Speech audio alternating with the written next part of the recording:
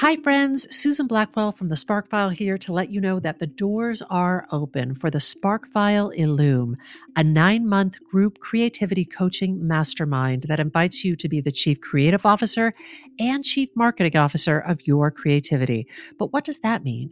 That means in 9 months in Illume, you will clarify and advance your big creative goals and learn how to effectively share your work with the world. Now, if you're listening to this and you're an experienced creative or an accomplished professional who seeks a space where it is safe to attempt something you've never tried before, or complete a big creative project, or take your work to the next level and acquire the skills needed to share your creative work with the world, Illume might be right for you. We are calling in emotionally intelligent, high-functioning creatives who are ready to level up. You can find out more by going to thesparkfile.com/Illume, but do it now to find out if Illume is right for you and to save with early bird discounts. That's thesparkfile.com/Illume. Take a leap, take a risk.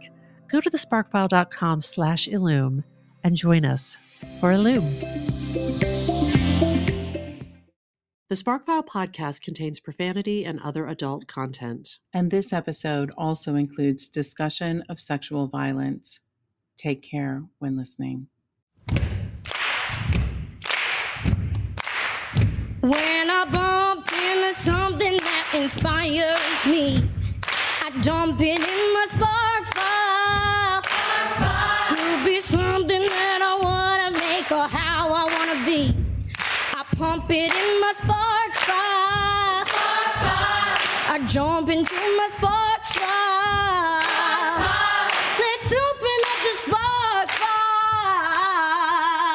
Welcome to the Spark File, where we believe that everyone is creative, but smart creative people don't go it alone. I am Laura Camion. And I'm Susan Blackwell, and we are creativity coaches who help people fear less, create more, and bring their creative visions to life. Hey, if you're an OG member of the Sparkfile community, welcome back, Sparkler. If you're joining us for the first time, welcome, new friend. Know that just by listening to this podcast, you are joining a warm and wonderful clan of creatives. But hold up, you may be asking yourself, what exactly is a Spark File? A Spark File is a place where you consistently collect all of your inspirations and fascinations. If you're like us and you're making stuff all the time, or you want to be making stuff all the time, you know that if you're not careful, your campfire of creativity can flicker out. It can, but don't despair. We're collecting kindling in the form of fresh ideas, images, and inspiration that spark creativity and pique curiosity. To light a fire under our collective asses to make things like this podcast. Or a story of seduction from an unlikely source. Okay. Every episode, we're going to reach into our spark files and exchange some sparks. And from time to time, we're going to talk to some folks who truly spark us as well. That means we have more sparks than we can possibly use in this lifetime. So if something lights you up, we encourage you to take that thing and make something out of it. Without further ado, let's open up the Spark File. Suze! Hi, Laura Camion. Good afternoon. It's recording day. Happy Spark, Miss. Happy Spark Day. Happy Spark Day. Good Spark Day to you and yours. You know what?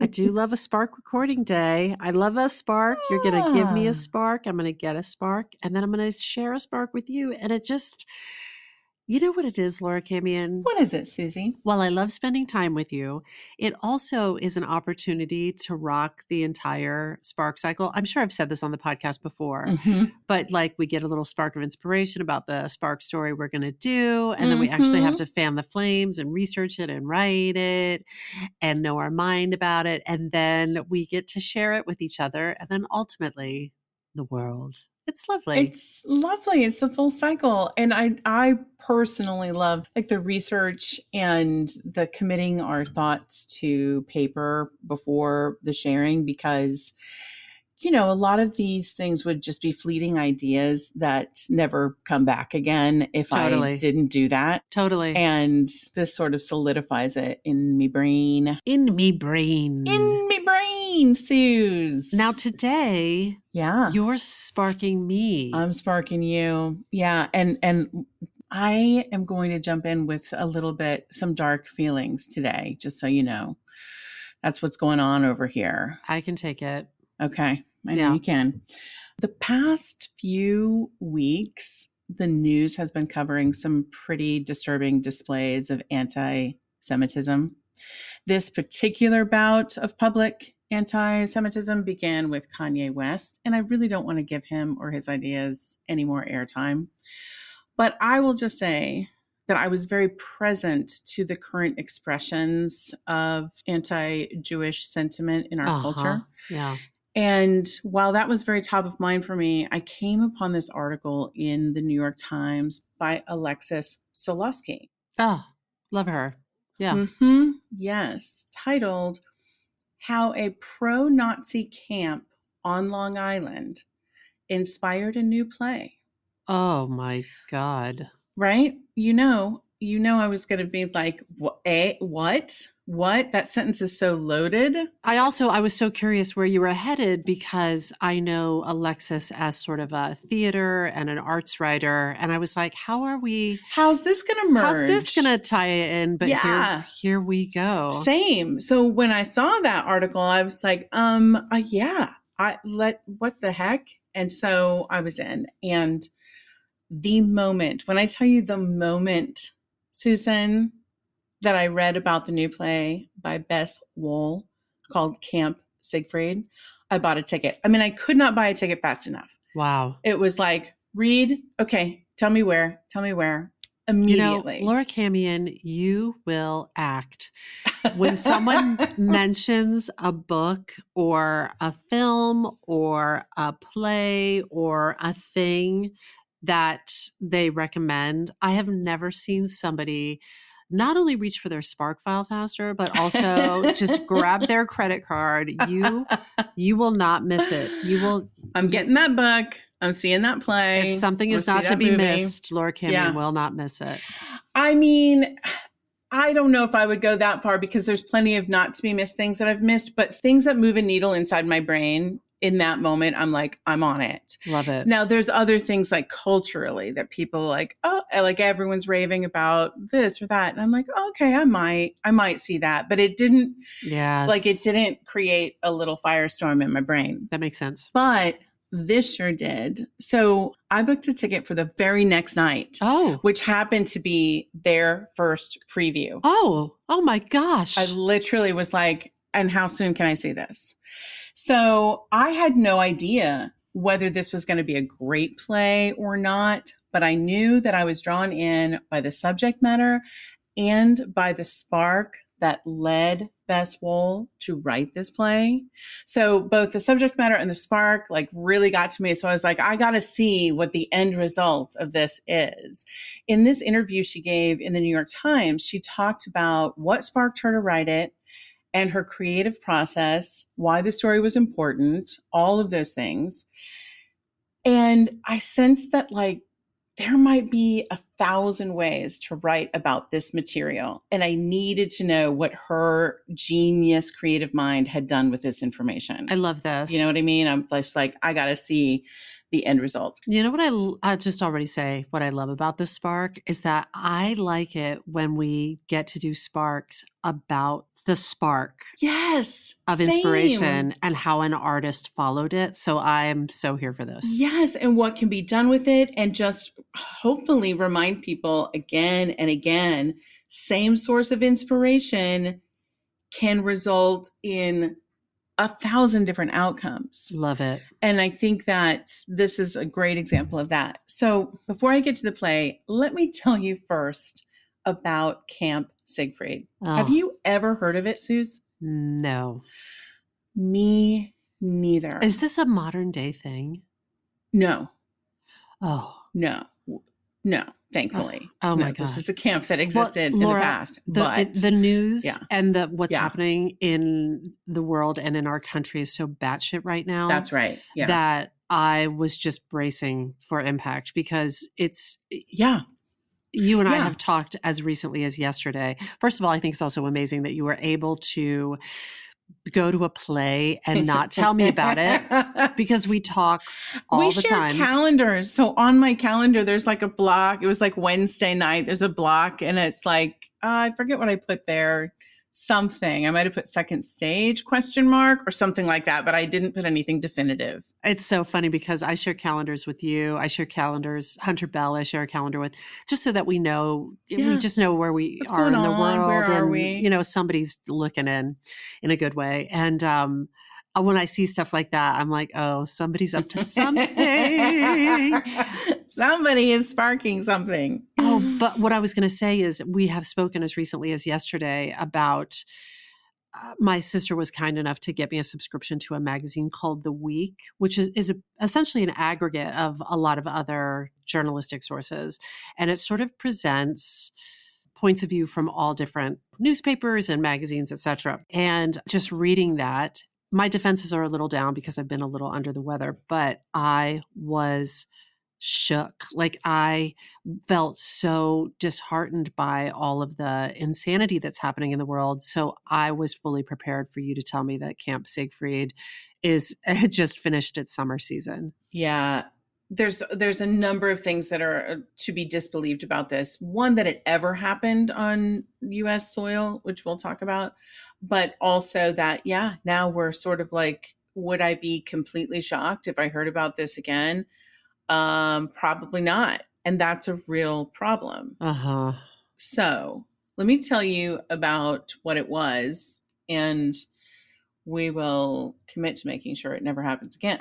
But here it is. Camp Siegfried was located, Suze, 60 miles from Manhattan, just 60 miles from here on Long Island. It's like a little bit further than the midpoint of Long Island, I'd say. Was there a town or a... Yeah, it's a little hamlet called Yaphank, New York. Okay. Yaphank. Heard of it. Yep. There was even a dedicated stop on the Long Island Railroad called the Siegfried Special. Oh, the Siegfried Special that took you directly to this camp. It was alive and well in the 1930s. It was operated by the German-American Bund and was devoted to promoting a favorable view of Nazi Germany. They had a social club for adults year-round, including activities and events like Oktoberfest. In fact, in 1938, war is going on. The U.S. is not in it yet, but in 1938, they hosted German Day and 40,000 people attended, many of them taking that train in from Manhattan. In the summer, they hosted summer camps for teenagers, and they had all the activities. They hiked, they swam, they danced, they learned archery. Yeah, that's how they get you. Yeah, that's how they get that. Yeah. But the whole time, they're being immersed in Nazi ideology in the United States. And by the way, Camp Siegfried was not the only one. There were others in Wisconsin, in New Jersey, in Pennsylvania. Of course there were. Now, in that New York Times article I mentioned, Arnie Bernstein, the author of a book about the German-American Bund, said that on the surface, it was like any other camp, except that it was filled with swastikas. And when you see the images, Susan, like I'm talking about shrubbery shaped like swastikas, flags, all of it, everywhere. Can I pause you 1 second? Yeah. The word Bund is that is weird. It's not a word that's familiar to me, but that's a German word that means something, I'm guessing. Yeah, let's look it up. Let's look it up together. What does Bund mean? Bund, actually. Bund. A pro-Nazi German-American organization of the 1930s. Here it is. Federation. It's an association. Yeah. Got it. Especially a political one. Okay, great. A Friends, Bund. thanks for hanging with us. We learned something today. A Bund. Okay. So on the surface, this camp looked like any other summer camp, except that it was filled with swastikas. Yeah. And you might arrive there to like men in the black shirts and the women in sort of traditional German garb. But that is not all. I read further on the Washington Post, the purpose of Camp Siegfried was to, quote, raise the future leaders of America and make sure they were steeped in Nazi ideals. These future Aryan leaders, Susan, were not only forced to physically build the camp's infrastructure so that they could avoid hiring union labor because they believed unions were full of Jews. Okay. So they used the kids to sort of build the whole thing. Okay. But they were also coerced into having sex with each other in order to breed a Oh new my God. generation of perfect Aryan children. Okay. So Uh-huh. what you said earlier about this dark subject matter is indeed, it's Yeah. darker than I thought. And according to a 2016 article in the Daily News, they didn't just encourage sex between the kids, they also forced it. Oh, God. And afterwards, like with camp counselors, etc., afterwards, there were horrific accounts of like male counselors raping the female campers. Oh, my God. So it's not just like, when we think about like summer camp and summer camp movies like Meatballs or Wet Hot American Summer, it's, like a bunch of horn dog teenagers. Yeah. This is horrific. But I think it had that aspect as well but it was like, but with permission. When I think of those camps, there's still a little like naughtiness about like sneaking away for your first kiss or more than your first kiss.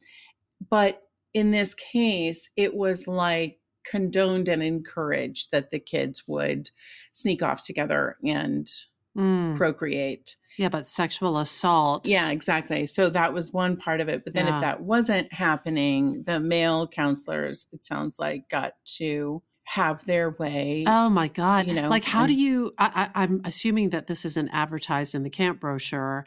Otherwise, like how, as a parent, do you send your kids, your daughters? Like, actually, I don't know the answer to that from research, but I don't want to give too much away about the play. I'll talk about it in a minute. But in the play, the parents were, like I said, there was an adult component to Camp Siegfried. So they were members of this society. And in the play, at least, and I trust that she did her research, but in the play, there was an aspect of like someone might be pregnant and their parents are going to be thrilled. Okay. So I think there actually was more awareness than we would like to imagine. Okay. All in the pursuit of their ultimate goal. Yeah. So in better news, the camp was seized and shut down by the U.S. government when Germany declared war on the United States in 1941. So it had been protected by the First Amendment, but once we were at war, it became illegal for American citizens to swear allegiance to Germany. Like you can't actually swear allegiance to the country that we're at war with. Right. So at that point, the town erased it from memory, like wiped it out. There are little historical centers in that town that don't mention it. Now, this was a little bit of information that I thought was interesting. There's some evidence that the indoctrination worked on people. According to that same Daily News article, in June 1942, a German U-boat quietly landed off the shore of Long Island near Amagansett Beach. 4 men, 3 of whom were former Camp Siegfrieders. They paddled ashore. They had a stash of explosives and cash. Apparently, they buried their Nazi uniforms in the sand along with their explosives. They were planning to sabotage the war effort by blowing up military installations.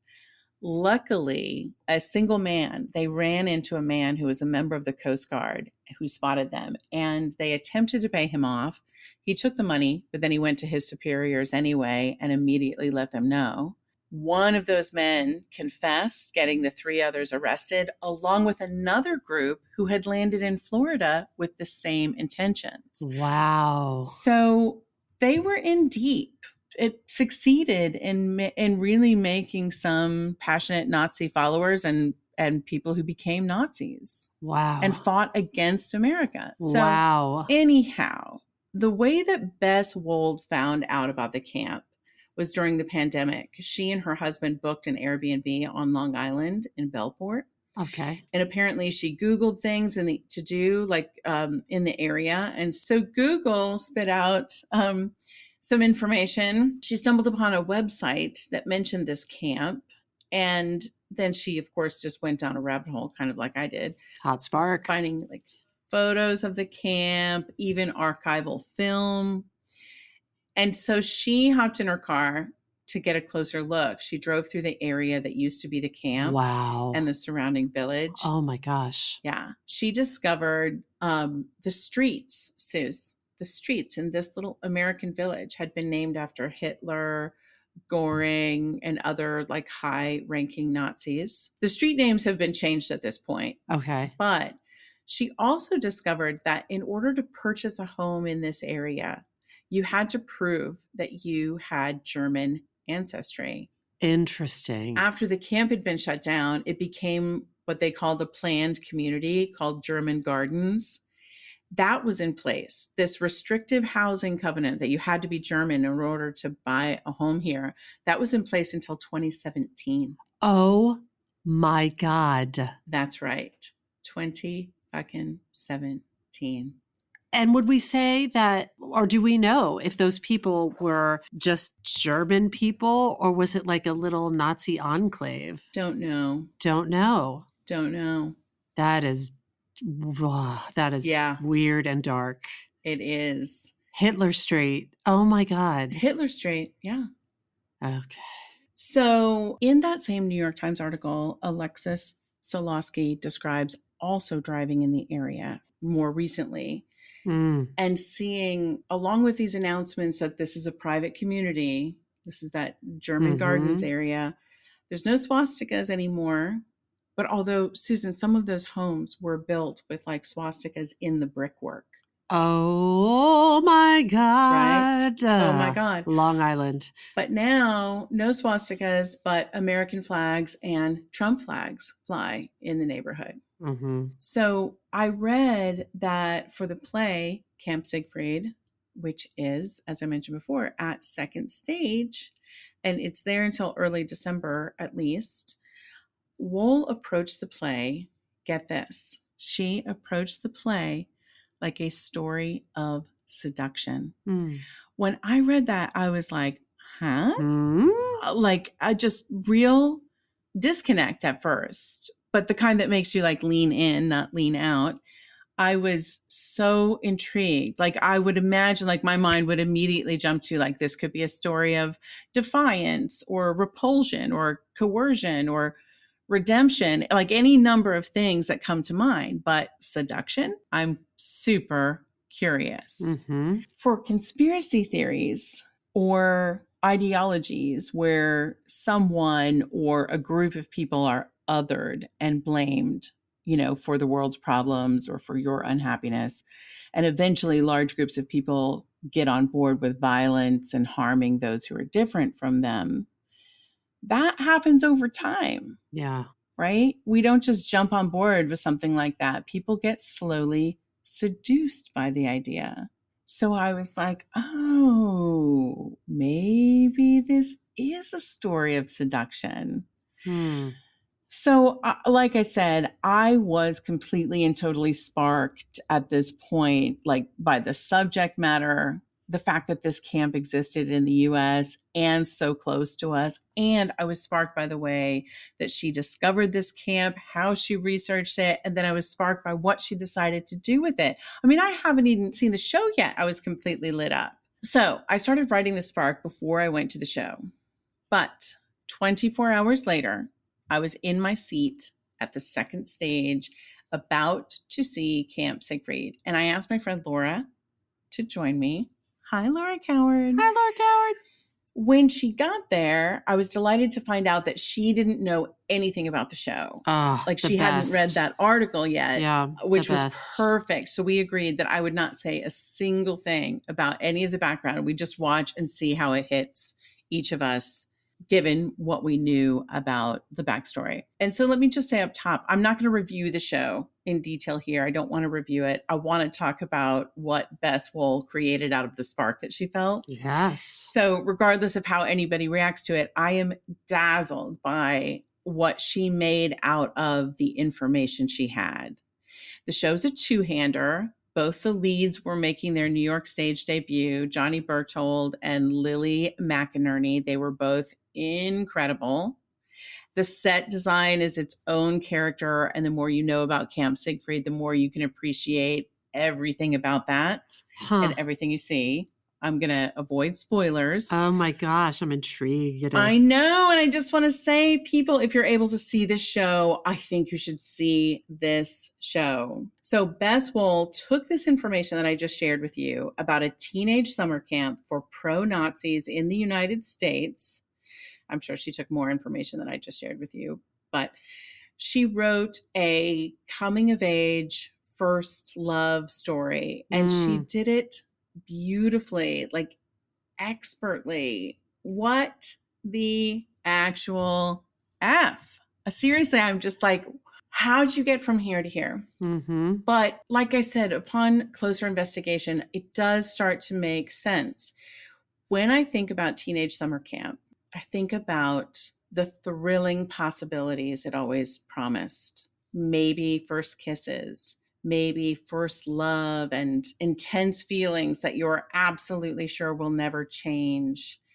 You might have the opportunity to try on new roles at summer camp, like be a new person. Maybe your friends back home treated you like you were powerless, but at camp, you have the chance to take on a more emboldened persona, a powerful persona.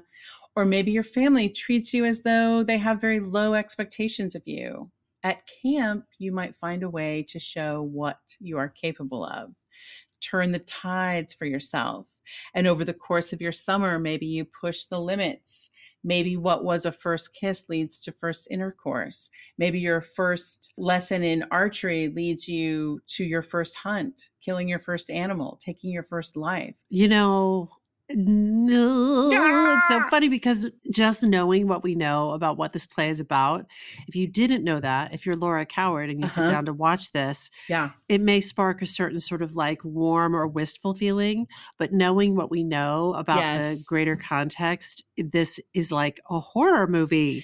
It is. And she slowly reveals, like throughout the play, you do like get context clues of like, oh, okay, we're in the United States. This character's from Baltimore. Interesting. Okay. Oh, they're saying their parents are over there. Oh, okay. And you're like kind of piecing together what is happening and what are we actually talking about, which is what I fucking love. Yeah. Excuse my language. So perhaps at summer camp, you gain like awards and accolades that leave you emboldened to sort of march confidently out into the world, feeling like a new person, perhaps like a more powerful person. Not all of the things I just described happen in this show, I should say, but the script is really a masterful exercise in using one thing to talk all about another thing. Wow, that's fantastic. So the entire time we're watching these two form a relationship at summer camp, in retrospect, we're really talking about the slow seduction of ideology. It's baby steps. It's the introduction of ideas. It's the justification, the escalation. As Bess Wohl said, it's a play about seduction by bodies, by beliefs, by stories. In the end, I'm just going to share one thing, just one line from the play. I so don't want to spoil it for anyone, but if you're going to see it, pause now, I guess, and come back to this. But our heroine, in the end, experiences a traumatic event. She tells us how she wandered out of the camp and found a doctor. She's physically okay, but she talks with a doctor about everything she's been through. And he says, anyone can fall into anything, really. Anyone can be seduced. And then he says, never underestimate our infinite capacity for delusion. That hurt. That hurt so much, and it just like resonated and stayed with me, just thinking about what is happening in our country. Families being torn apart by political beliefs, by conspiracy theories, by propaganda. It's on my mind all the time, honestly. Yeah. anyone can fall into anything, really. It just made me shudder. I was reminded of this article by a writer named Mick West in a publication called Big Think. And the article was titled, "We Are All Conspiracy Theorists." And Mick writes about how there's such a wide spectrum of people who believe in conspiracy theories because the spectrum of conspiracy theories itself is very wide. There's a conspiracy theory for everyone, basically. And he says very few people are immune. Mick West's belief is that everyone has a demarcation line. So on one side of the line, there's science and reasonable theories they feel are probably correct. And on the other side of the line, there's non-science, gibberish, propaganda, lies, disinformation. So to help illustrate this point, he created this scale on which various conspiracy theories are ranked based on their extremeness. So it would start, for example, maybe the idea of big pharma trying to sell drugs that people don't need in order to make more money. This would be like the lowest thing on the scale. And you're like, it's maybe you're sort of like, that's a reasonable idea because they are about profits and selling drugs we don't need would make them more profitable. So I could maybe get on board with that. That's lowest on the scale. And then on the other end of the spectrum, and this is going to sound like I'm joking, but I'm not joking. On the other end of the spectrum is for real a belief that a cabal of shape-shifting transdimensional beings is running our government. And that's most extreme. But there are people, QAnon theorists believe that that's what's happening. So you have this spectrum, and everyone, he believes, has a line in the sand. So wherever your line is, he says, you are likely to believe everything leading up to that line, but nothing beyond that line. Does that make sense? It does. It does. So for me, my demarcation line might be around 1 or 2. I'm willing to believe that potentially there were other people besides Lee Harvey Oswald involved in Kennedy's assassination, which is it's a conspiracy theory, frankly, because we don't have any evidence of that. But I'm like, if someone presented some evidence of that, I wouldn't be totally shocked. So maybe I'm somewhere around this 1 or 2. But I'm not signing up for chemtrails, which is probably a 7 or 8. I'm not signing up for a flat earther.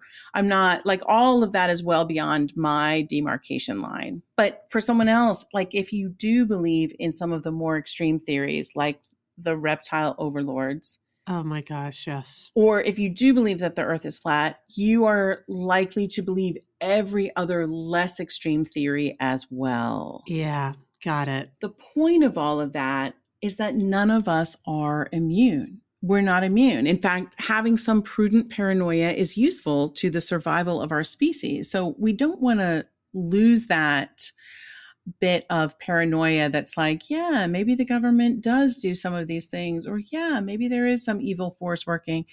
But we want to avoid, I think his point is, and maybe Bess Wohl's point is, we want to avoid thinking that we are above all conspiracy theories. It would never happen to us. I would never believe that, because I think she's right. We can all be seduced by anything under the right circumstances. Laura. Yeah. I'm thinking right now, and I don't want to out anybody, so I'm going to say this thoughtfully, but I'm thinking right now about somebody who I used to work with, really close colleague, somebody who I really adore. And their grandfather, as a kid, was, this sort of hungry, poor kid, and went to Nazi summer camp, essentially, and was fed, had food, had, shelter, had nature and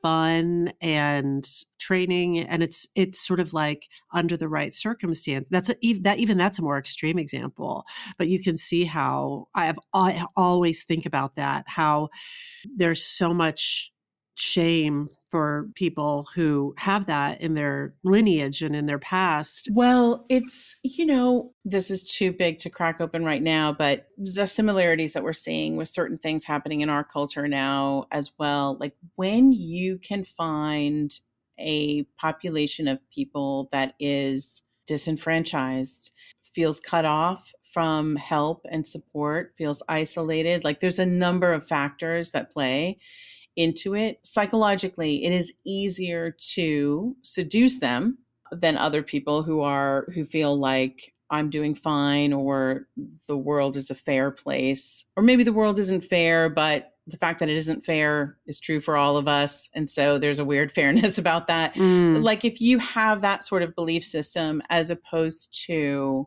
look what's being done to me, it's easier, I think, to convince those people that there is someone to blame for that. And then you can identify, and throughout history, not just right now and not just with the Nazis, but throughout history, immigrants, no matter where you live. So if you're in Germany and people are entering Germany that are not German, immigrants, or in the US, immigrants, they're often the easiest group to blame for our problems, even if there isn't actual data that's proving they affected your life in a negative way.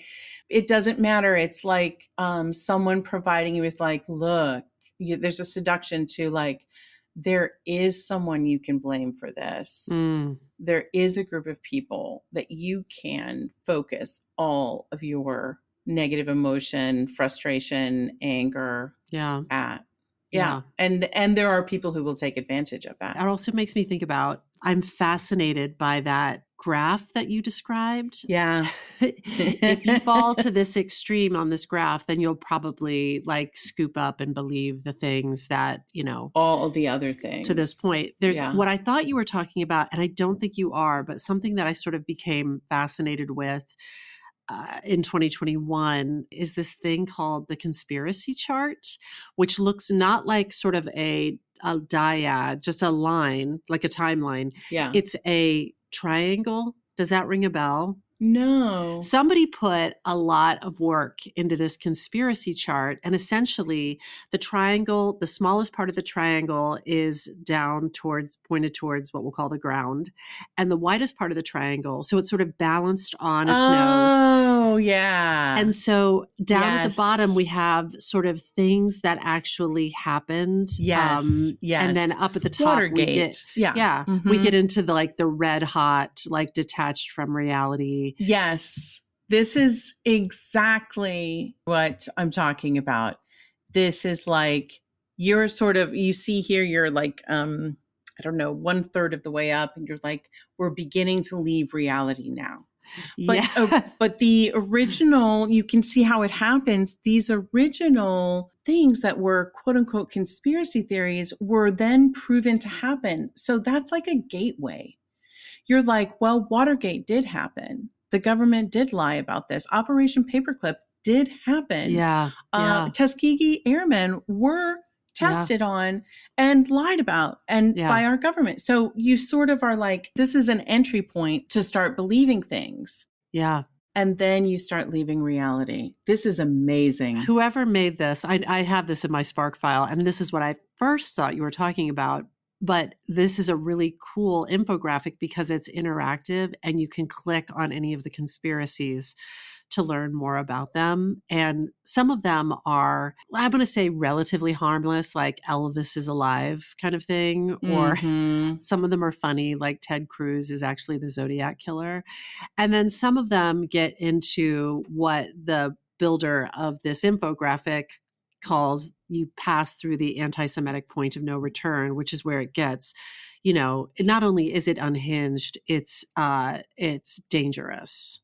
Yes. And it's dangerous because especially when you look at any of this and you realize that people are being whipped into a frenzy that leads to violence or a willingness to perpetuate violence based on these ideas. And they are systematically training people to dehumanize other groups of people. And that's how you get to genocide. Like, how the hell does that happen? It's by slowly seduction, being seduced into the idea that these aren't real people anyway. These are aliens. There was a longstanding belief that the Queen was one of these reptilian aliens. And what is this? Like, Biden is a robot, etc. So if you can literally separate them from their humanity, you have a more willing Army. yes, to Yeah. inflict harm. Wow. Or, and the step before this, I think it's a step before they are actually reptilian aliens, is they're pedophiles. Mm. We can all agree there's just, nothing worse than people Yeah. who would harm children in that way, and mass murderers and pedophiles. So you make it, if you can convince people that our politicians are pedophiles, you can arrive at the breaking into Nancy Pelosi's home, looking for her, wanting to murder her, and instead beating up her husband. Yeah. Suze, I get really fired up about this. I get really disheartened by it. It scares me and it freaks me out and it depresses me. Same, but I was working on another Spark and came upon some information that might be useful to help. It might be helpful. I'll take it. Okay. I discovered that it feels like conspiracy theories are on the rise now. It feels that way because of social media and the quickness with which we can, get news out. But in actuality, conspiracy theories have been around since the 1400s.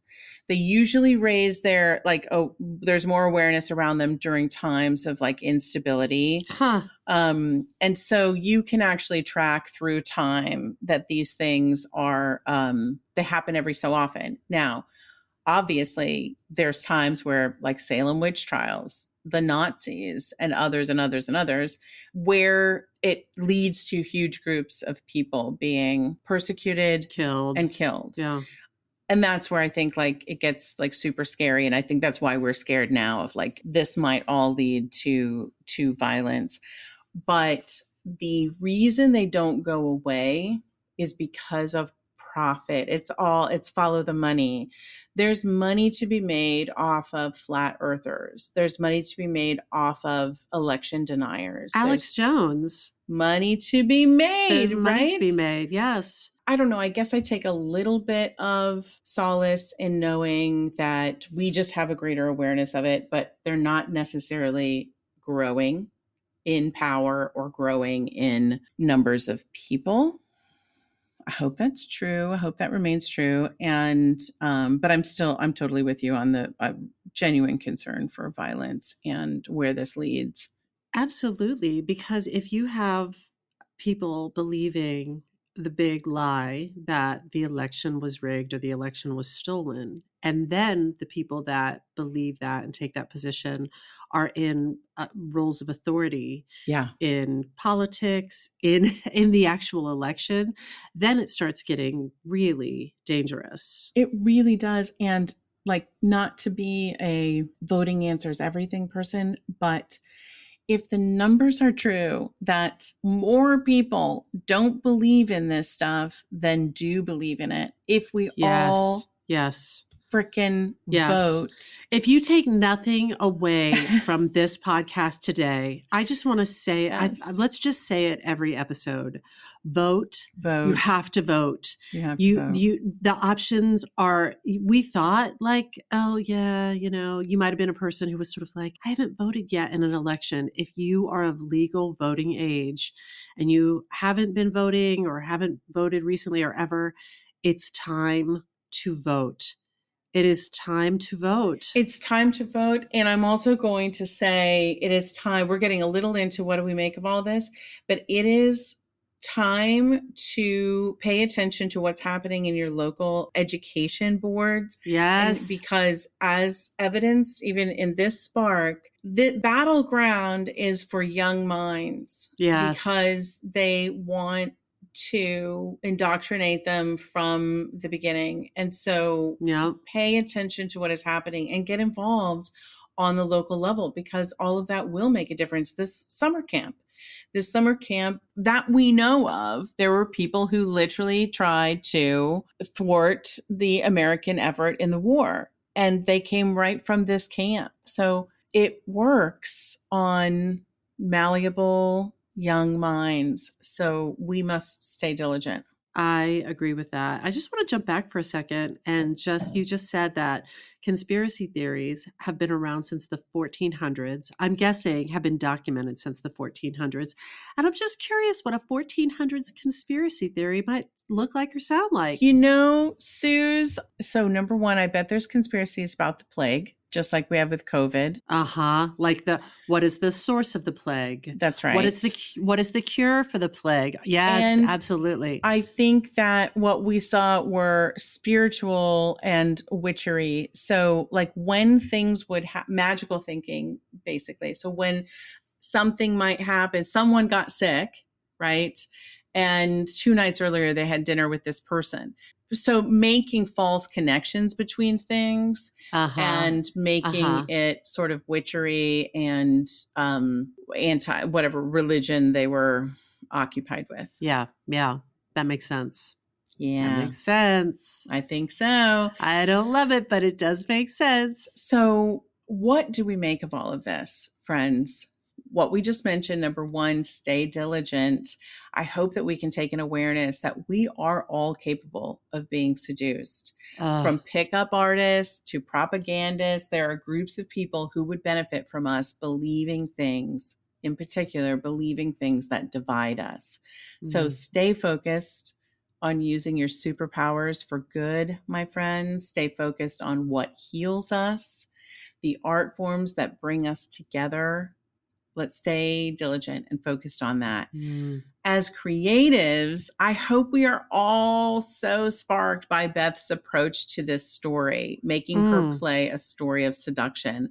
When I think about all of the historic stories out there, and you know I love them, Suze. I love to write them. I love to read them. I love to watch them. You would marry them if you could. I would marry my historical stories, but I think that this is an essential step. One way of writing the story is exactly as it happened chronologically. That is a fine choice. Like, tell us what happened. But another way to approach an event in history or a person in history you want to write about is to determine what kind of story it wants to be. Sometimes we can have the very same information, and one creative might say, I see a story of redemption. And another might say, I see a love story or a story of forgiveness, and on and on. And with a person, you can sometimes just take like a person who's had a really big life, like Elvis, or, you know, we've seen these biopics.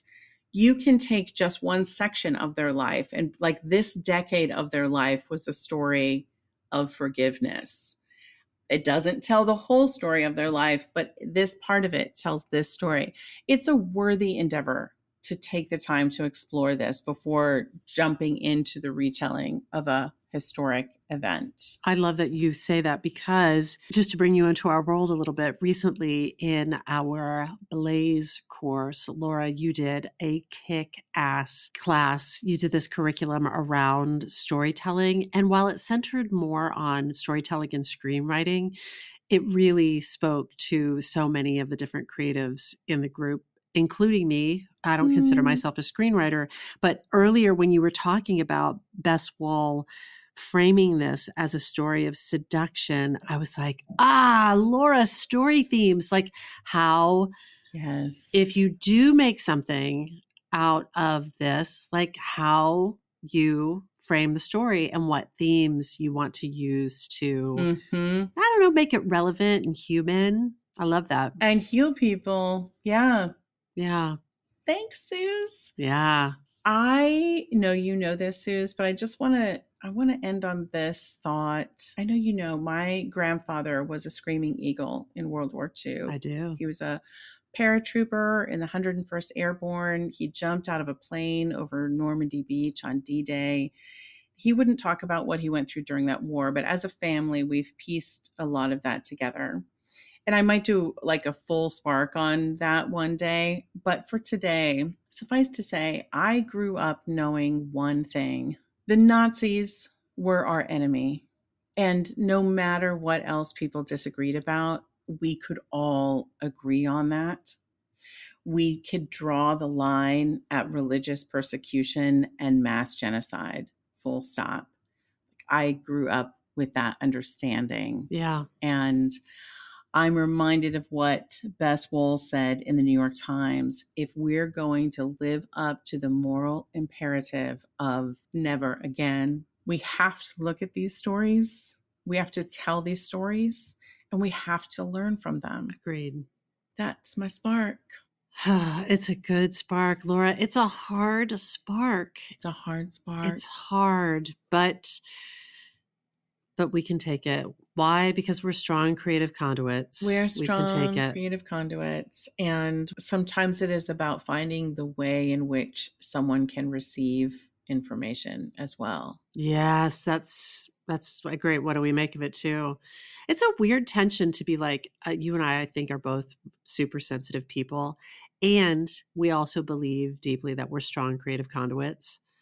It's a weird tension. It is. But I think it's both can be true. Like I can hold this. Yeah. I can hold all of this and understand that it is all for good. It's storytelling for good and for healing and for love, essentially. Yeah. Yeah. That's great. What it's all about. Clap, clap. Great spark, Laura Camion. Thanks, sis. Woo, boy. Woo. That's it. This episode of the Spark File was made on the lands of the Lenape people. And as always, we hope that this put another bunch of sparks in your file. Listen, if there's a spark that you'd like us to explore, or if you'd like to learn more about how to coach with us to bring your creative ideas to life, email us at thesparkfile@gmail.com or submit it through our website, thesparkfile.com. We will even happily take your feedback, but you know the price of admission. First, you got to share a creative risk that you have taken recently. You can follow us on social at The Spark File and be sure to subscribe, rate, and 5-star review this podcast. It really helps other listeners to find us. Also, if you like this podcast, we hope you'll share it with people that you love. And if you didn't like it, I can't imagine why you didn't like it. What is not to like? It's awesome. Little Baby Cam's is awesome. Thanks, sis. If something did light you up, or get your creative sparks flying, we are writing you a forever permission slip to make that thing that has been knocking at your door. It's your turn to take that spark and fan it into a flame. You know, you got to take it and make it. Bye. Bye. Vote. When I bump into something that inspires me, I dump it in my spark file. Could be something that I want to make or how I want to be. I pump it in my spark file. I jump into my spark file. Let's open up the spark file. Hi, friends. Susan Blackwell from the Spark File here to let you know that the doors are open for the Spark File Illume, a 9-month group creativity coaching mastermind that invites you to be the chief creative officer and chief marketing officer of your creativity. But what does that mean? That means in 9 months in Illume, you will clarify and advance your big creative goals and learn how to effectively share your work with the world. Now, if you're listening to this and you're an experienced creative or an accomplished professional who seeks a space where it is safe to attempt something you've never tried before, or complete a big creative project, or take your work to the next level and acquire the skills needed to share your creative work with the world, Illume might be right for you. We are calling in emotionally intelligent, high-functioning creatives who are ready to level up. You can find out more by going to thesparkfile.com/Illume, but do it now to find out if Illume is right for you and to save with early bird discounts. That's thesparkfile.com/Illume. Take a leap, take a risk. Go to thesparkfile.com/Illume and join us for Illume.